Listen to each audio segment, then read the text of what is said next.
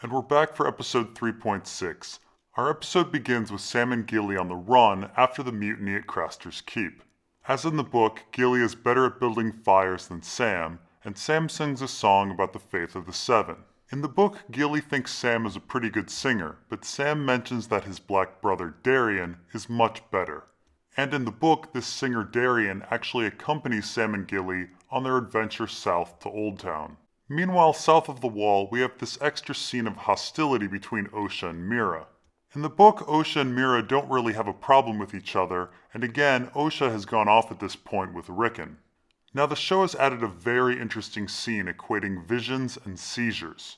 The book is much more subtle about the connection between telepathic abilities and seizures, but that connection is still there. Specifically, when Bran first takes control of Hodor in the book, Hodor acts like he's had a seizure. Additionally, there's a character in the book named Varamir Sixskins who tries to warg into a person, and she has a seizure. Of course, in this scene, this is just a vision, presumably sent telepathically by the three-eyed crow. But the connection between telepathy and seizures is nonetheless there. I bring all of this up because Sweet Robin in the Vale also suffers from seizures, and I believe it's linked to the fact that he has a weirwood throne that has inside it the souls of the children of the forest.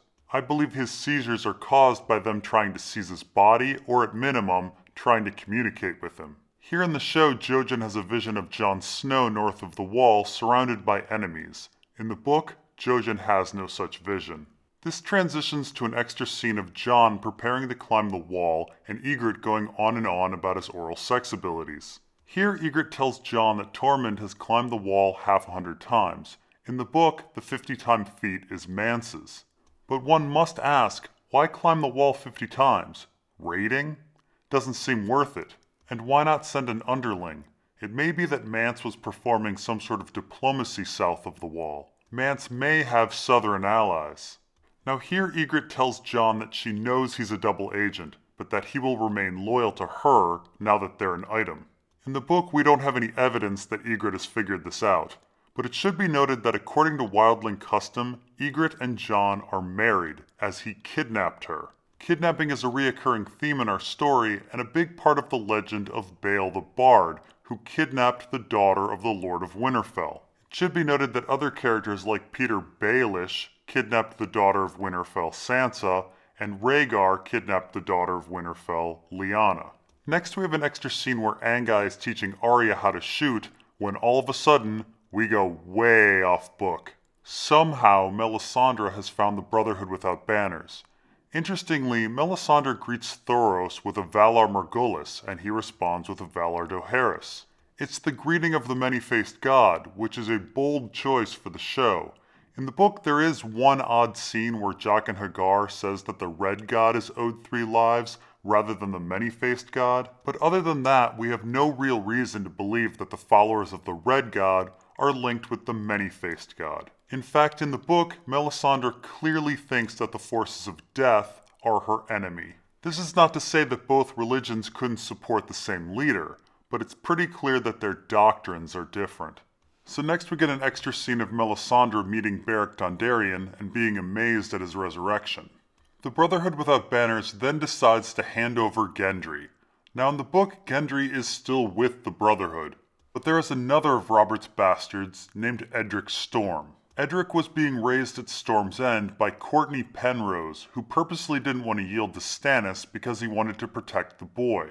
Penrose, though, was either betrayed by his men or killed through sorcery.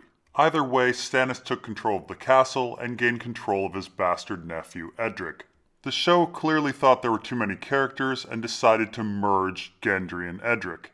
Meanwhile at the wall, Jon is busy climbing it. As it turns out in the book, Jon never climbs the wall like this. He waits for experienced climbers to get to the top, and they lower ropes for him. And next we get an extra scene of Ramsay torturing Theon. Here Ramsay gloats about how now he knows the Stark boys are alive. Of course in the book it was Ramsay who helped kill the Miller's boys, so he already knew this information. Here Ramsay wants Theon to guess where they are, and Theon makes 3 bad guesses: Deepwood Motte, The Last Hearth, and Carhold. One really important thing about Theon is that Theon was Ned Stark's ward, and he accompanied Ned to every castle in the north at some point. He actually knows them all, and here in the show, Theon is strapped to the sigil of the Boltons. He should really know that he's at the Dreadfort. Next, we have a very similar scene to the book, where the Freys demand that Edmure marry Rosalind Frey for the Freys' continued support. Oddly, here in the show, the Freys also ask for Harrenhal. Robb weirdly agrees and gives Harrenhal over because it's not in the north. But of course, Robb is actually the king of the North and Riverlands. Harrenhal actually belongs to House Went, which is Edmure and Catelyn's mother's house. Lady Went is missing, but if she's dead, the lands should pass to either Edmure, Catelyn, or Lysa. It's simply amazing how much show Robb is screwing over House Tully here. Now, as in the book, Edmure is reluctant but eventually agrees. And once again in the show, Blackfish acts rather insubordinate to his liege lord, which is rather hypocritical considering he turned down 3 marriages. Next we have Jaime, Brienne, and Roose having dinner. Here in the show, Roose again seems to show hostility towards Jaime and even threatens to send him back to Robb Stark. But in the end, Roose wants to send Jaime to King's Landing because he fears offending the Lannisters. Now this dinner scene in the book is pretty rich and reveals all sorts of things about Roose Bolton's actions and intentions. In the book we find out Roose married Fat Walda Frey at the Twins, which was way back in Season 1, Book 1, when Robb made his crossing. That action showed that Roose was an early schemer. He may have even been planning on betraying Robb from the very beginning. At minimum, he was keeping his options open. At this point in the book, Roose has sent off most of his northern forces east to get slaughtered at Duskendale.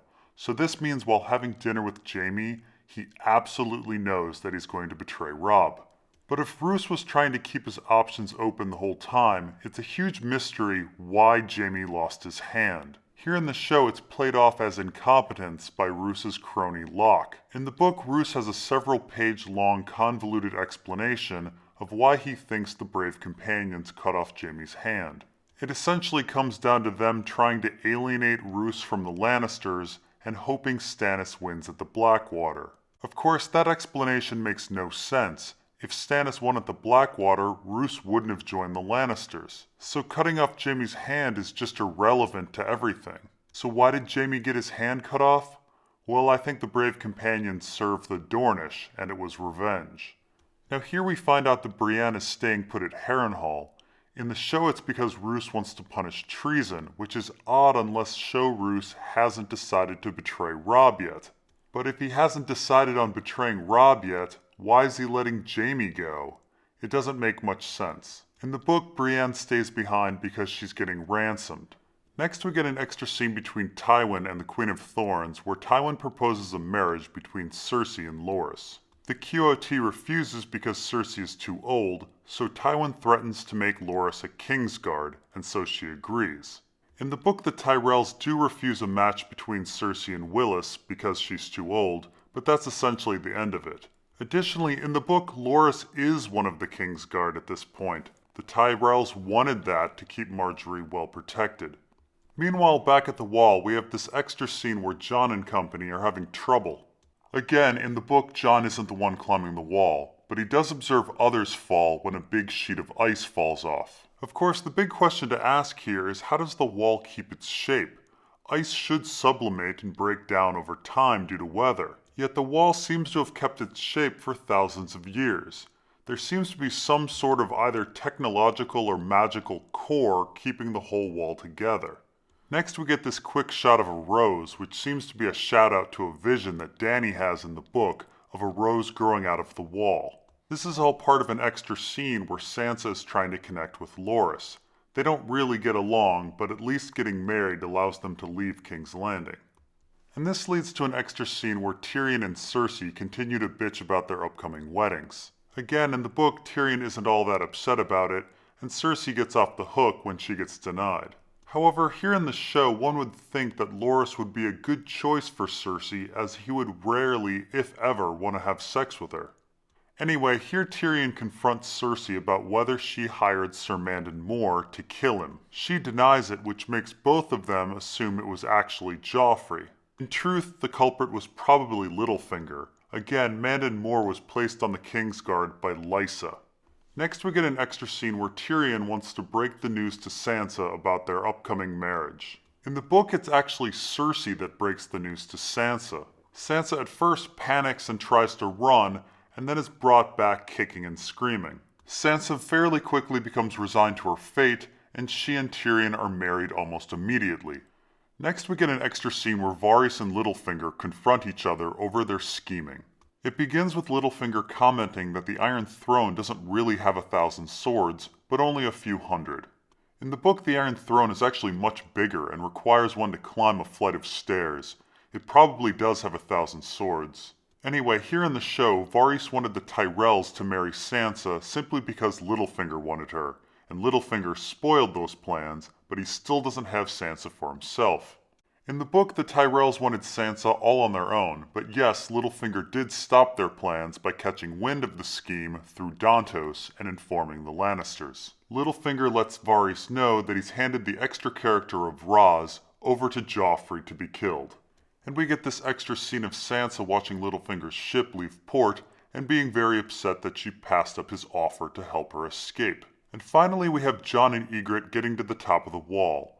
Now interestingly, Orell is still alive and is bringing his eagle along for his trip beyond the wall. In the book, Orell's eagle is taken over by the wildling telepath Varamir Sixskins, and his eagle later inexplicably explodes into flames when the wildlings attack the wall. Some people think that Melisandre made it explode, and she certainly does take credit for it, but Mel has never before or since displayed the ability to make beings spontaneously combust.